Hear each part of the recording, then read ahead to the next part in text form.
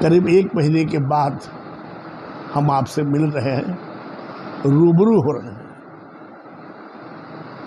कारण ये था, अखिल भारतीय कायस्थ महासभा के राष्ट्रीय अध्यक्ष का चुनाव था। 8-9 अप्रैल को प्रयागराज में राष्ट्रीय कार्यकारिणी की बैठक थी। काफ़ी सफलपूर्वक बैठक संपन्न हुई और बैठक में माननीय राष्ट्रीय अध्यक्ष, राष्ट्रीय सचिव के अतिरिक्त काफ़ी बड़ी बड़ी हस्तियां भी शामिल थी।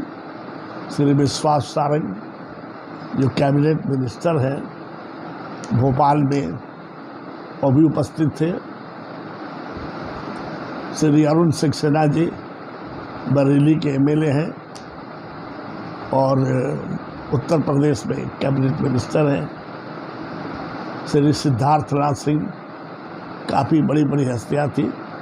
गहन विचार हुआ कैसे समाज का विकास हो सकता है। राष्ट्रीय अध्यक्ष का चुनाव, अभी तत्काल जो राष्ट्रीय अध्यक्ष है माननीय चौधरी जितेंद्र नाथ सिंह, वो पहले से भी अध्यक्ष थे, लेकिन चुनाव नहीं हुआ था उनका। एक तरह से बोलिए कि इसके पूर्व वर्तमान अध्यक्ष माननीय रविंद्रन सहाय के अचानक मृत्यु के पश्चात वो कार्यकारी अध्यक्ष थे, तो संविधान के अनुसार वो पुनः अध्यक्ष हो गए। लेकिन अभी 5 वर्षों के लिए सर्वसम्मति से अध्यक्ष चुने गए हैं। काफ़ी अच्छा वातावरण, रहने की अच्छी व्यवस्था और त्रिवेणी का संगम है, तो सभी लोगों को प्रयागराज में संगम में जाकर स्नान करने का भी मौका मिला। सबसे बड़ी बात है कि हमारा राष्ट्रीय कार्यकारिणी की बैठक और राष्ट्रीय अध्यक्ष का चुनाव कार्य पाठशाला में हुआ। कार्य पाठशाला का जो मेन हॉल है उसी में बैठक थी। अब करीब 70% जो हमारे सदस्य थे कार्य पाठशाला में ठहरे हुए थे। कार्य पाठशाला मेरे समझ से पूरे भारतवर्ष नहीं, पूरे विश्व में सबसे बड़ी एजुकेशन की स्वैच्छिक संस्था है। काफ़ी ज़मीन है और विभिन्न स्तर का एजुकेशन होता है। कायस्थ के बच्चों को वहाँ काफ़ी निःशुल्क भी शिक्षा दी जाती है और तरह तरह के स्कॉलरशिप भी दिया जाता है कि ज़रूरतमंद और अभावग्रस्त जो परिवार के सदस्य हैं वे अच्छी शिक्षा लेकर अच्छी नौकरी प्राप्त कर सके या अच्छा व्यवसाय उद्योग खड़ा कर सके। मैं भी उपस्थित था। मैं पूरा अखिल भारतीय कायस्थ महासभा झारखंड प्रदेश की ओर से माननीय राष्ट्रीय अध्यक्ष चौधरी जितेंद्र नाथ सिंह को बहुत बहुत बधाई देता हूँ। बधाई के पात्र हैं हमारे अरुण श्रीवास्तव जी जो राष्ट्रीय महासचिव हैं। उन्होंने बहुत ही संविधान सहित अच्छे तरीके से इसका संचालन किया और बहुत उत्साहवर्धक भाषण श्री विश्वास सारंग का हुआ और वो सर्वसम्मति से अभी कार्यकारी अध्यक्ष भी चुने गए। एक बहुत बड़ा बदलाव या ये कहे कि उसमें क्रांति आ रही है कि संविधान में हम कुछ मूल परिवर्तन करने जा रहे हैं। सौभाग्यवश राष्ट्रीय अध्यक्ष ने जो समिति बनाई थी, संविधान संशोधन समिति, उसका अध्यक्ष हम ही थे और गहन चर्चा के बाद हमारे नेतृत्व में जो कमेटी थी उससे संविधान में परिवर्तन के लिए कुछ सुझाव दिए थे और सर्वसम्मति से सारे सुझाव पारित हो गए। संविधान संशोधन के विषय में तो काफ़ी बदलाव और जो हमने संशोधन में सुझाव दिया है वो लिख कर आने में 1-2 महीने देरी है। मूल्य बात यही है कि हमारे संविधान में पारिवारिक सदस्य बनाने की योजना थी और उसका कोई आवेदन पत्र या प्रमाण पत्र निर्धारित नहीं था। अब ये तय हुआ है कि परिवार के सब सदस्यों को हम लोग निःशुल्क एक प्रमाण पत्र देंगे और वैसे जो आजीवन मूल सदस्य का जो हम प्रमाण पत्र देते हैं पहले उसमें जिला के अध्यक्ष और प्रदेश अध्यक्ष का हस्ताक्षर होता था।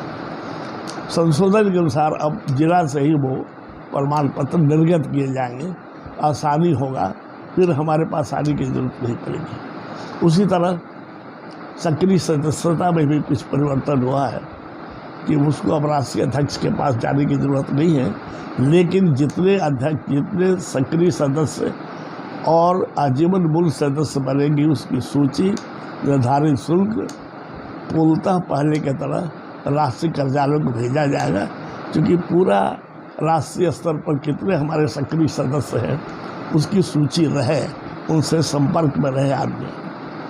और मुख्य बात यह है कि जितने हमारे पदाधिकारी हैं, जितने हमारे जिला स्तर पर भी जो कोषांग है या राष्ट्रीय स्तर पर जो कोषांग है, उसके सदस्य और उसके कार्यकारिणी के जितने सदस्य हैं, प्रदेश में भी, जिले में भी, राष्ट्रीय स्तर पर जितने पदाधिकारी बनेंगे, वो मूलतः उनको हर हालत में सक्रिय सदस्यता लेना जरूरी है।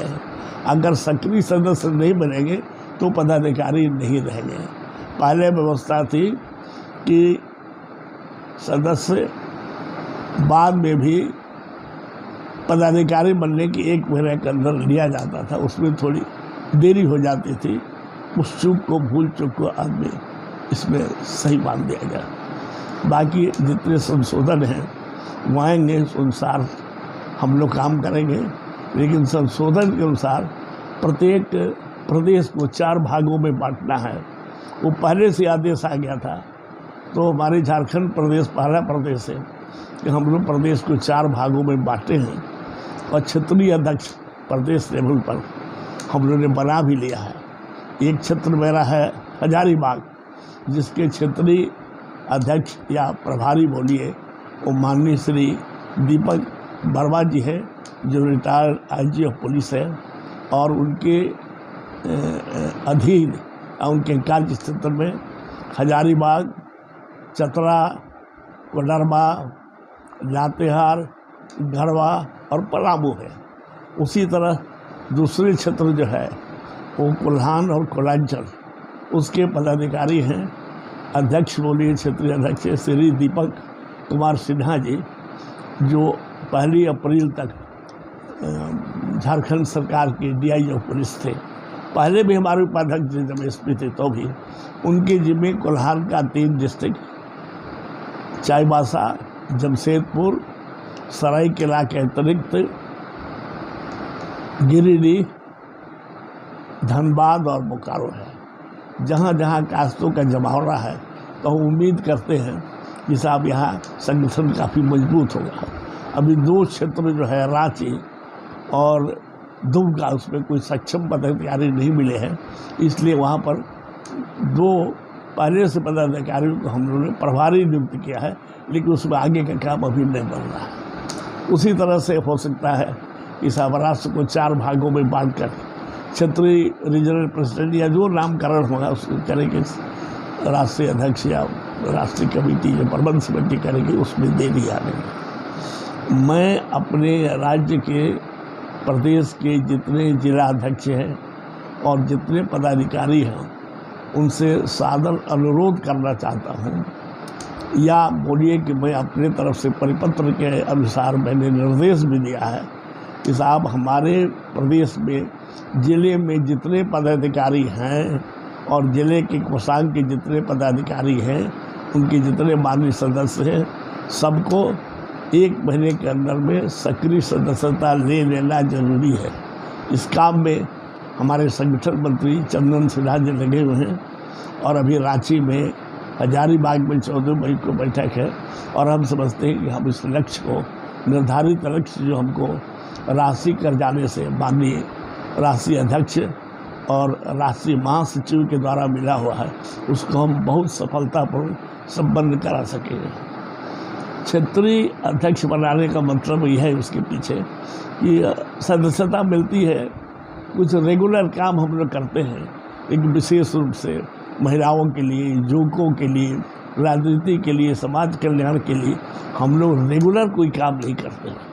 और इससे क्षेत्रीय अध्यक्ष होने से ऐसी उम्मीद की जाती है कि रेगुलर बेसिस पर निरंतरता के साथ, पारदर्शिता के साथ हम ऐसा स्कीम, ऐसी योजनाएं बनाएंगे जिससे कि लोग आकर्षित होंगे और सदस्यता के अतिरिक्त लोगों में प्रेम, भाईचारा, आपसी मेल जोल या ट्रेनिंग के माध्यम से हो, कैरियर काउंसलिंग के माध्यम से हो, लीगल सहायता से हो या स्वास्थ्य के क्षेत्र में सहायता से हो, हम ऐसा सर्वांगीण विकास करें कि लोग उसमें आकर्षित हो गए, आगे आवे।